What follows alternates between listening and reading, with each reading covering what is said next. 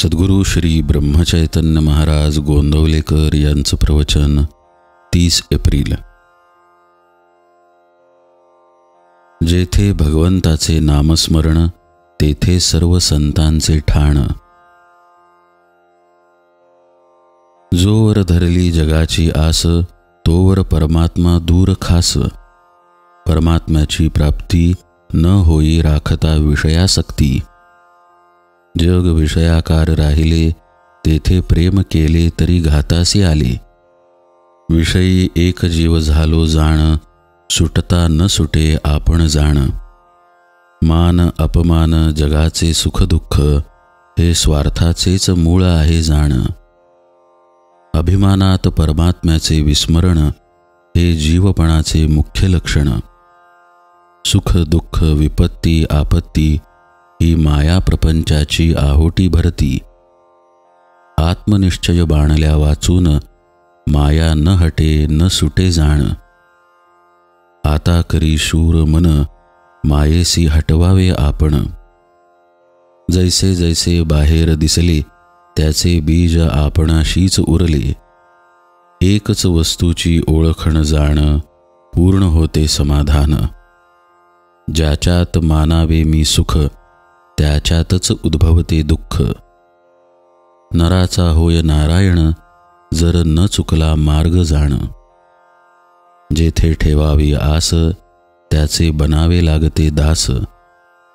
देह तो पंचभूतांचा त्याचा भरवसा न मानावा फारसा। मी तुम्हास सांगतो हित दृश्यात न ठेवावे चित्त। दृश्य वस्तू नाशिवंत असते भगवत कृपेने समाधान येते। परिस्थिती नसे बंधनास कारण असे आपलेच मनाची ठेवण। देवास पहावे ज्या रीतीने तसाच तो आपणास दिसतो जाण। विषयाचा नाही झाला जोवर त्याग तोवर रामसेवा नाही घडत सांग। आपले आत्यंतिक हित हेच खरा स्वार्थ जाण। चित्ती जे विषयापासून सुटले ते आनंदासी आले। रामनाम प्रेमयुक्त चाले धणी त्यासी म्हणती ब्रह्मज्ञानी। द्रव्यदारा वर्जित जाण ही खरी संताची खूण। सृष्टी पहावी भगवदाकारी प्रेम ठेवेल त्याचे वरी त्याला नाही दुसरी सरी। आल्या गेल्यास द्यावे अन्नदान मुखाने भगवंताचे नाम। हृदयात रामाची प्रीती यासच थोर म्हणती जीवनमुक्ती। न धरावी जगाची आस तोच होऊ पाहे रामदास। नामात संत नामी भगवंत वृत्ती राखावी अत्यंत शांत हेच संताचे मुख्य लक्षण जाण। जेथे भगवंताचे नामस्मरण तेथे सर्व संतांचे ठाण।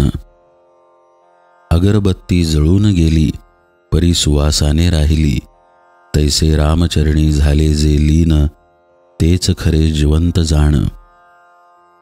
संतचरणी झाला लीन त्याला भाग्यास नाही दुजे उणे। संताची संगती भगवन नामाने साधते। देहासकट माझा प्रपंच रामा केला तुला अर्पण।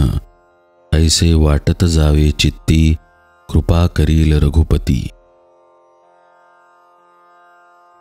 जानकी जीवन स्मरण जय जय राम।